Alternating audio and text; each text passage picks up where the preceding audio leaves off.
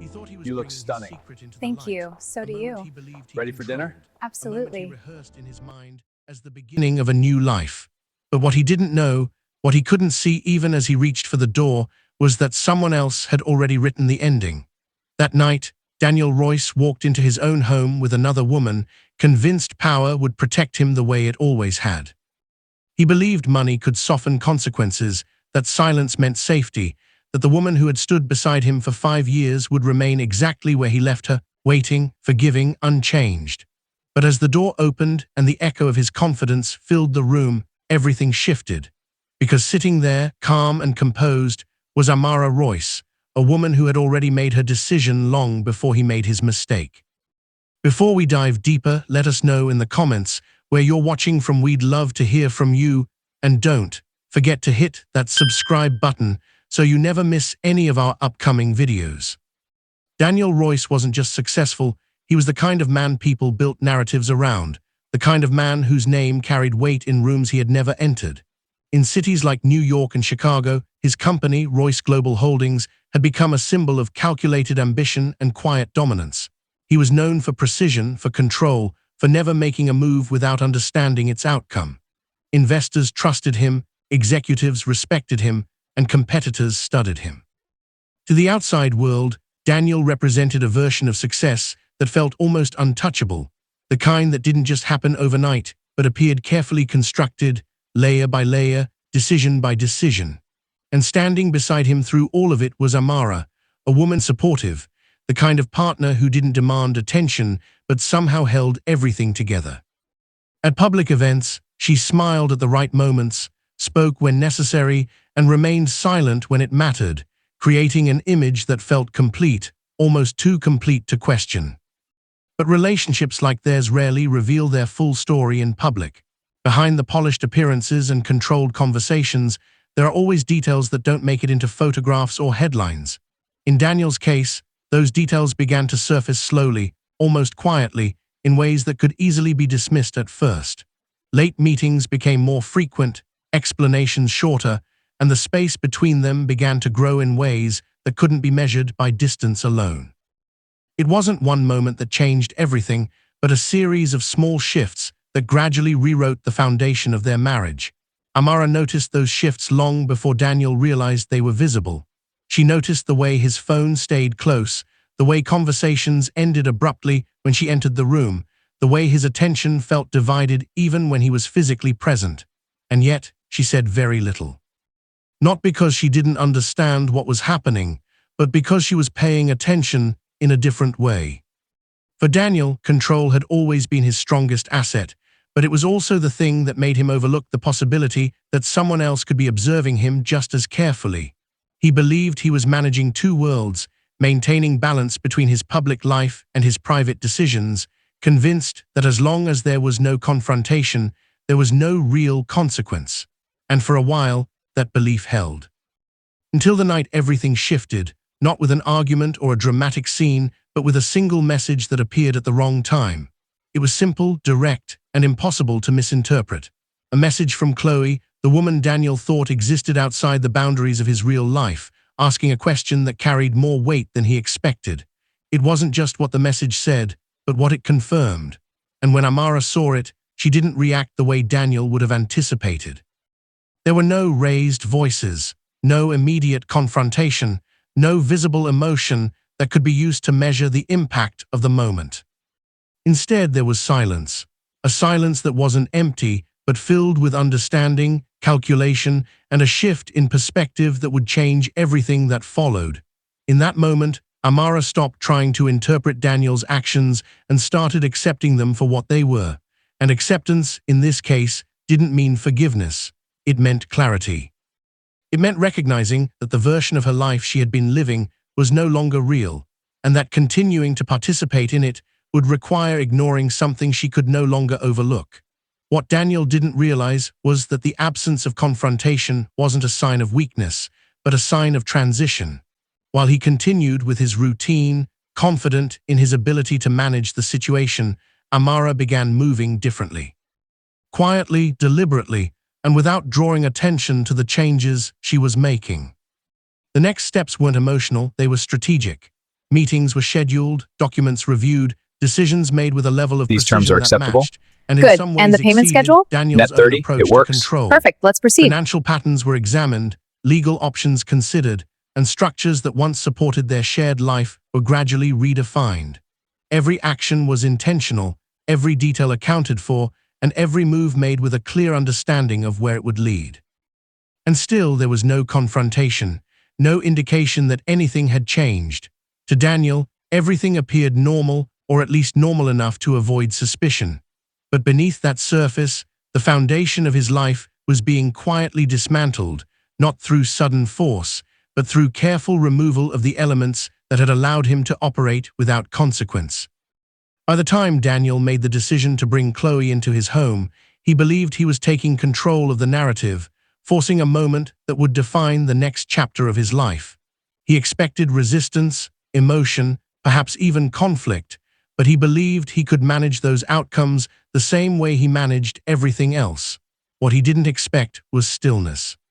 He didn't expect to walk into a space that felt unchanged on the surface, but was already transformed in ways he couldn't immediately see. And he certainly didn't expect Amara to be waiting, not as someone caught off guard, but as someone who had been anticipating that exact moment. Because for Amara, that moment wasn't the beginning of the end. It was the confirmation that everything she had prepared for was now in motion. And as Daniel stood there, trying to understand what he was seeing, what he was hearing, and what it meant for him, the reality of the situation had already moved beyond his control. The decisions had been made, the structures had shifted, and the consequences he had avoided for so long were no longer delayed. They were present, immediate, and unfolding in ways he could no longer predict or influence. Daniel Royce was a man who understood power in its purest form, the kind that didn't need to be announced because it was already felt the moment he entered a room. As the face of Royce Global Holdings, he built a reputation on control, precision, and decisions that rarely failed. People trusted him not just because he succeeded, but because he made success look inevitable. And beside him, often overlooked but never absent, was Amara Royce, his wife, a woman whose silence carried more awareness than most people realized. She wasn't loud, she didn't compete for attention, but she saw everything, patterns, behaviors, and the small details others ignored. Then there was Chloe, the woman who existed outside the structure of Daniel's public life, someone who believed she was stepping into a future that had already been secured for her. But the reality was far more complicated than any of them understood in that moment. Because the real question was never just about the affair. It was about timing, awareness, and intention. How did Amara know, and more importantly, how long had she known without saying a word? When did observation turn into action, and at what point did silence become strategy? Daniel believed his choices were isolated, contained within moments he could manage, but what he failed to recognize was how those moments connected, how they created a pattern that could be followed, understood, and eventually used against him. And Chloe, confident in her position, had no reason to question the situation she was stepping into, unaware that the ground beneath her was already unstable. The deeper truth, the one that would redefine everything that followed, was that this situation didn't begin with a single decision or a single mistake. It started much earlier, in ways that weren't obvious at first, in moments that seemed insignificant until they were viewed together. Because this didn't start with the affair. It started long before that. To the world, Daniel Royce and Amara Royce represented a version of success that people admired without hesitation, the kind of couple that seemed to exist above ordinary problems, untouched by the complications that affected everyone else. At charity galas and high-profile events, they moved with a quiet confidence that felt effortless, standing side by side as cameras captured moments that would later define their public image. Daniel spoke with clarity and authority, answering questions about business, leadership, and legacy, while Amara remained composed beside him, offering a calm presence that completed the picture. When he was asked what kept him grounded, he didn't hesitate to mention her, reinforcing a narrative that felt genuine to those watching. It was a performance that didn't look like one, a carefully maintained reality that left no visible cracks for anyone on the outside to question. But perfection, especially when it is observed from a distance, often hides the details that matter most. In those same moments where everything appeared aligned, there were small shifts that went unnoticed by almost everyone except the person living inside them. Amara's expressions, subtle and controlled, didn't always match the tone of the moment. There were brief pauses before she smiled, slight hesitations that disappeared as quickly as they appeared, and a stillness that suggested she was present but processing something deeper. Daniel, focused on maintaining the image he had built, didn't seem to notice those details, or if he did, he chose not to engage with them. To him, everything was functioning as expected: the relationship, the reputation, the structure of his life. But beneath that surface, something was already beginning to shift, quietly and without disruption, in a way that wouldn't be understood until much later. The shift in Amara Royce didn't happen all at once, and it didn't announce itself in ways Daniel Royce could easily recognize. It began quietly, with decisions that looked ordinary on the surface but carried a very different purpose beneath. The first step was a meeting, one that Daniel knew nothing about, scheduled with a lawyer who specialized in high-asset separations and corporate exposure risks. Amara didn't arrive with emotion or uncertainty. She arrived with clarity, asking precise questions, outlining scenarios, and requesting documentation that would allow her to understand exactly where she stood and what options were available to her. There were no dramatic statements, no attempts to assign blame in that room.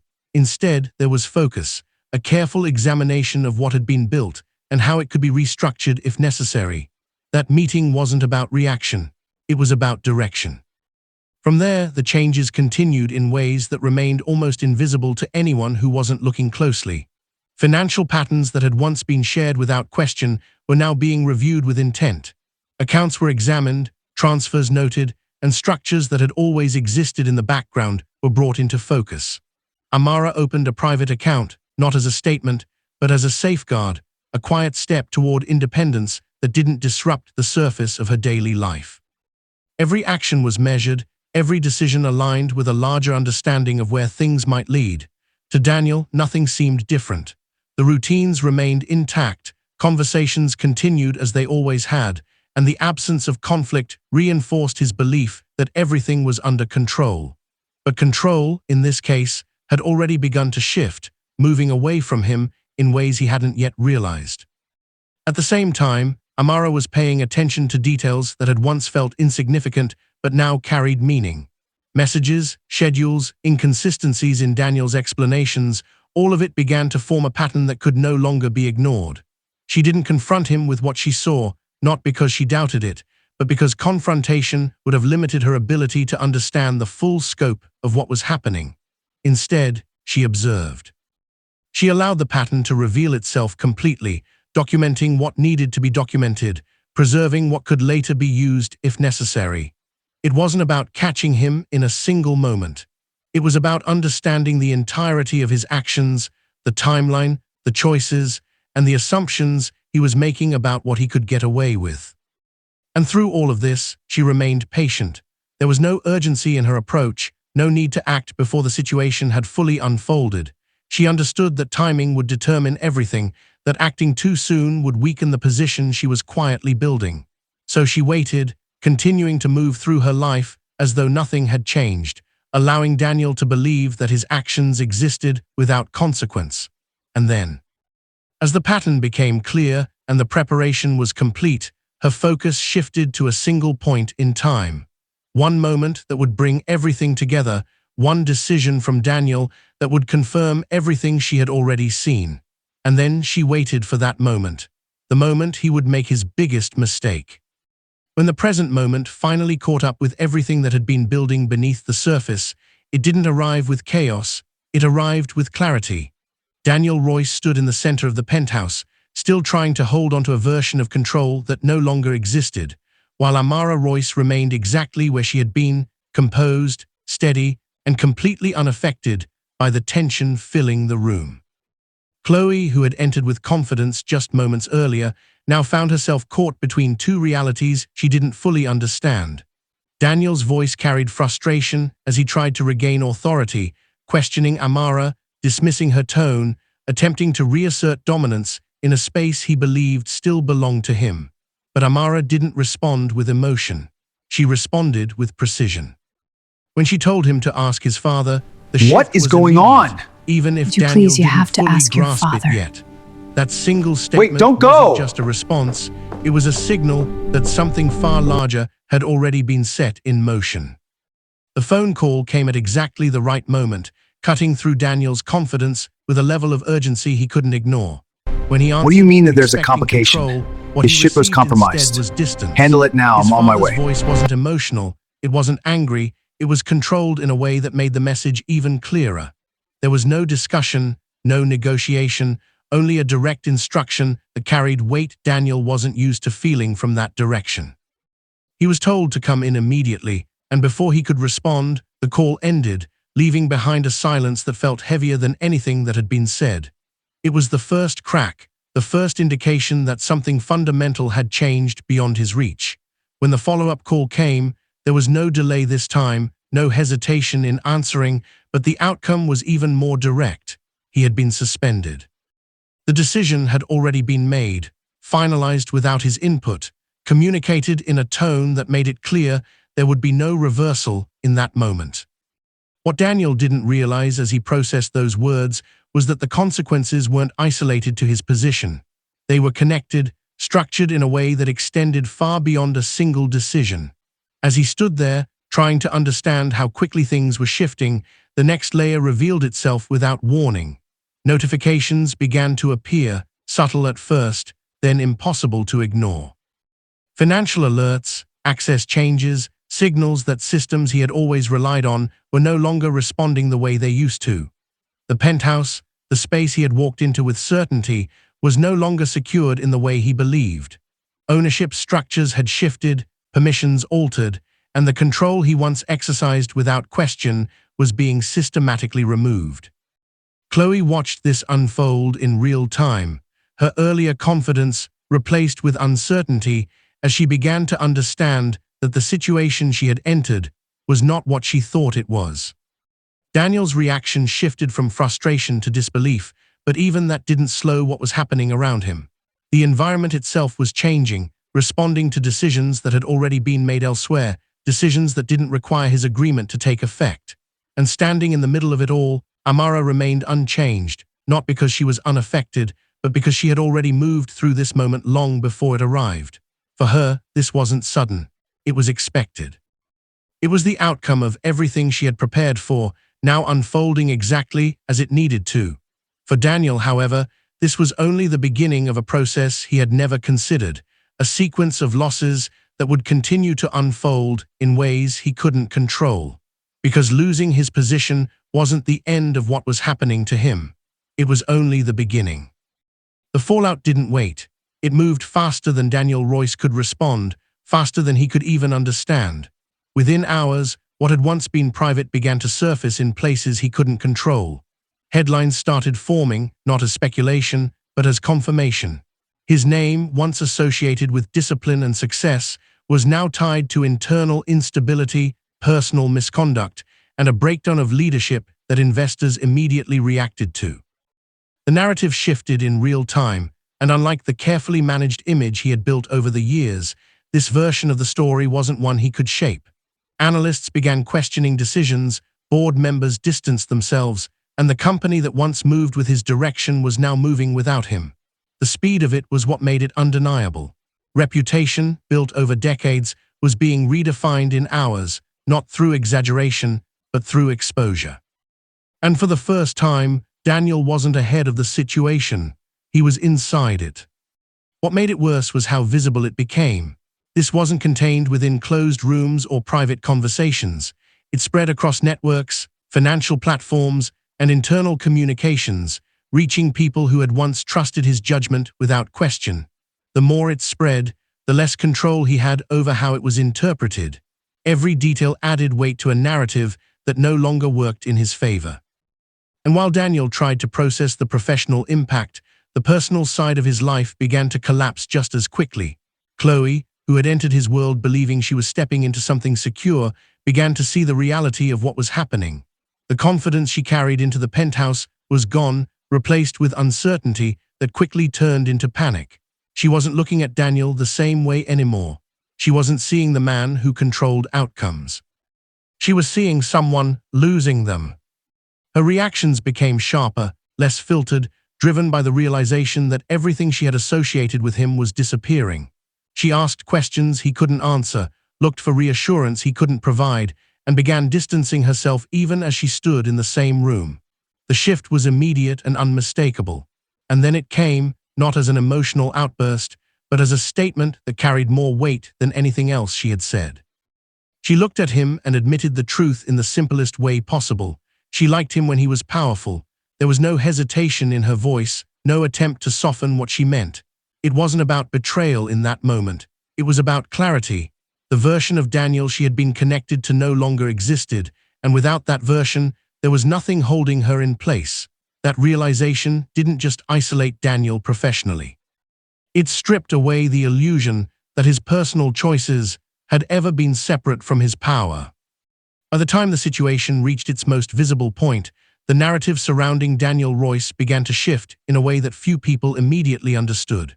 From the outside, it looked like a sudden collapse, a series of events triggered by exposure and internal decisions that moved quickly and without warning. But for Amara Royce, none of it was sudden.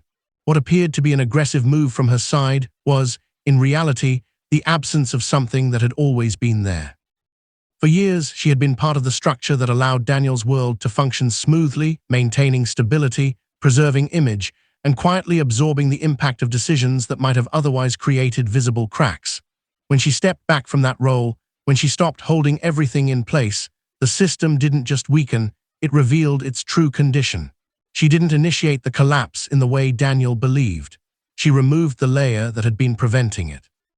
This was the part Daniel struggled to understand. He was looking for a moment, an action, something he could point to as the cause, but there wasn't a single event he could isolate. There was only the realization that the protection he had taken for granted was no longer there. Amara didn't raise her voice or try to match his intensity. She didn't need to. Her calm made the situation clearer than any argument could have. When she spoke, it wasn't to explain herself, it was to define what had already changed.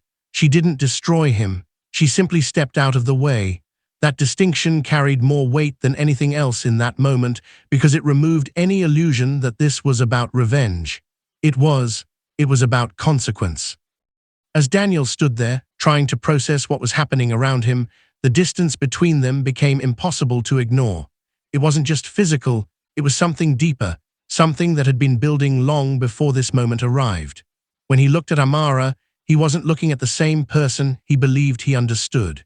He was looking at someone who had already moved beyond the situation he was still trying to fix. And when she finally addressed that distance directly, it wasn't framed as a decision she had just made. It was something that had already happened, something he had missed while focusing on everything else. She told him she had already left emotionally, and in that moment, the final piece of clarity settled in. This wasn't the beginning of separation. It was the confirmation of one that had already taken place. By the time everything settled into place, Daniel Royce was no longer trying to control the outcome. He was trying to understand how completely it had slipped beyond him. The sequence of losses didn't feel separate anymore.